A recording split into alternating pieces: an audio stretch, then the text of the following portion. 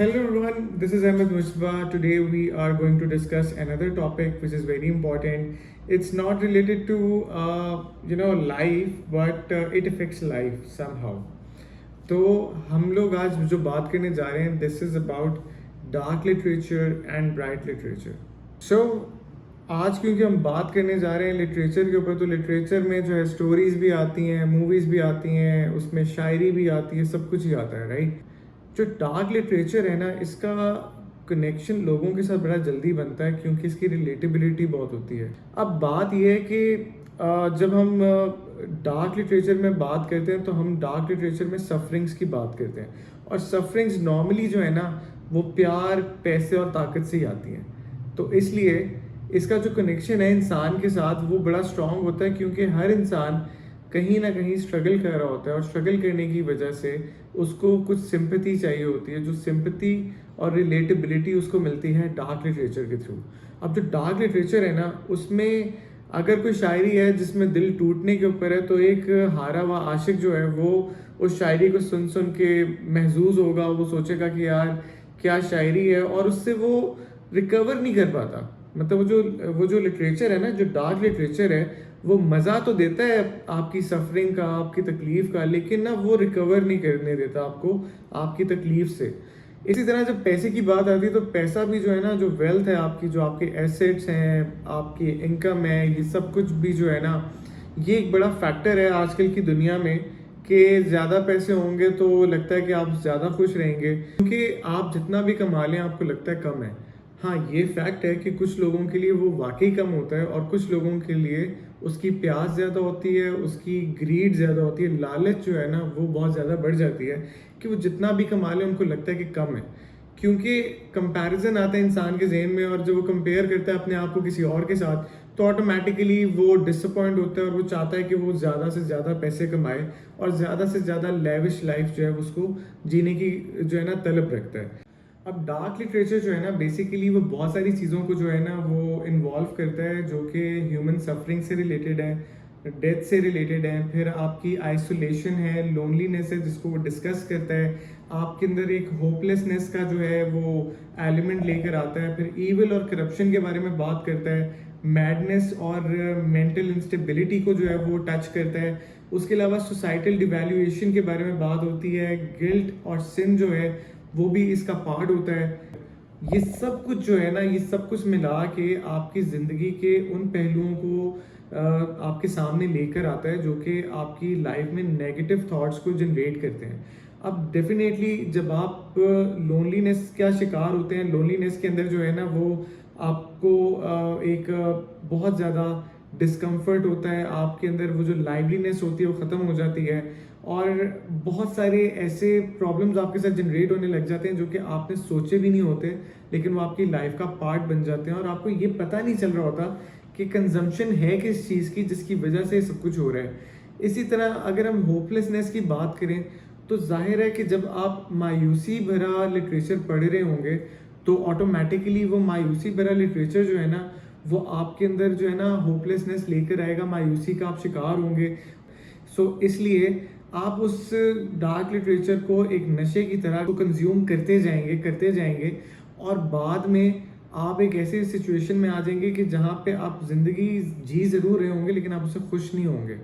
इसके अंदर societal devaluation की भी बात है.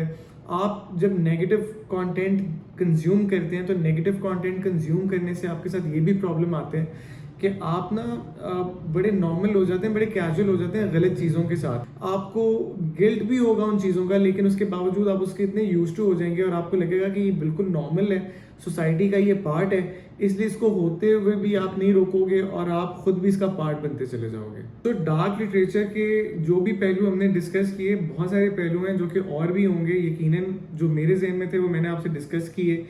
इस सारी बात का मकसद ये है कि जब आप डार्क लिटरेचर कंज्यूम करते हैं ना, तो आप अपने ऊपर लानत मलामत शुरू कर देते हैं, और आप हर चीज़ का जो है ना दोष खुद को देते हैं या लोगों को देते हैं, और उसमें इम्प्रूवमेंट नहीं आती है क्योंकि आप इम्प्रूव करने नहीं चाहते. आप एक नशे की तरह उसको कंज्यूम किए जा रहे हैं और अपनी ज़िंदगी को एक ऐसे रास्ते पे लेके जा रहे हैं जो कि मौत के घाट आप खुद उसको उतार देते हैं.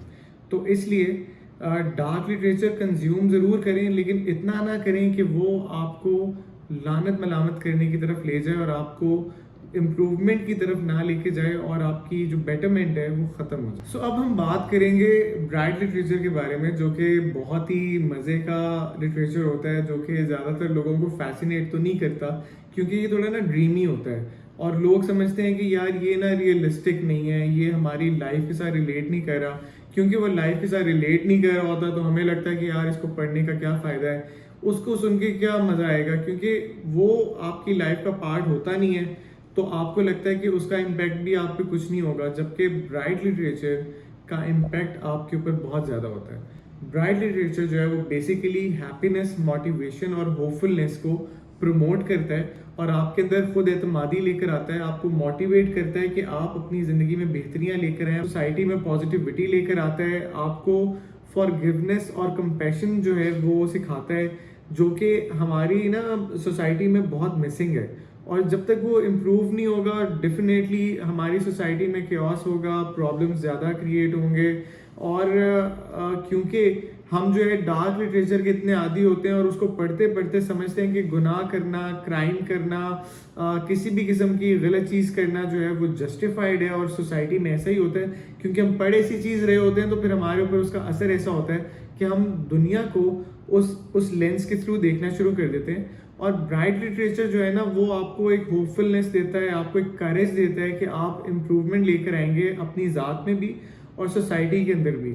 इसमें नेचर और ब्यूटी को भी डिस्कस किया जाता है, उसको उसकी हालत में रखने के ऊपर भी बात होती है, जो कि बहुत ज़रूरी है। आजकल आपको पता है कितने लोग ट्रैवल करते हैं डिफरेंट नॉर्दर्न एरियाज़ में, डिफरेंट जगहों पे, और वहाँ पे जाके वो लिटरिंग करते हैं। लिटरिंग से जो है हमारी नेचर कितनी ख़राब होती है, उसको इम्प्रूव करने के लिए भी, मतलब जो अल्लाह की बनाई हुई चीज़ें हैं, जो गॉड क्रिएशन है, उसकी भी तारीफ करता है। सो यू विल अंडरस्टैंड कि उनकी क्या वैल्यू है और उनको किस तरह से संभाल के हमें रखना चाहिए। तो इसलिए डिसाइड आपने करना है कि आपने होपफुलनेस की तरफ जाना है या होपलेसनेस की तरफ जाना है। रास्ते दो ही हैं, जो चूज करेंगे उसके हिसाब से रिजल्ट जिंदगी का पालेंगे।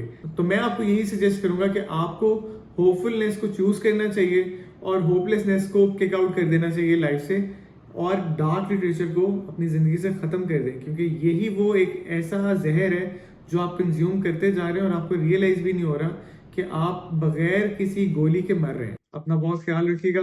दोबारा मुलाकात होगी किसी नए व्लॉग के अंदर। अल्लाह हाफिज़।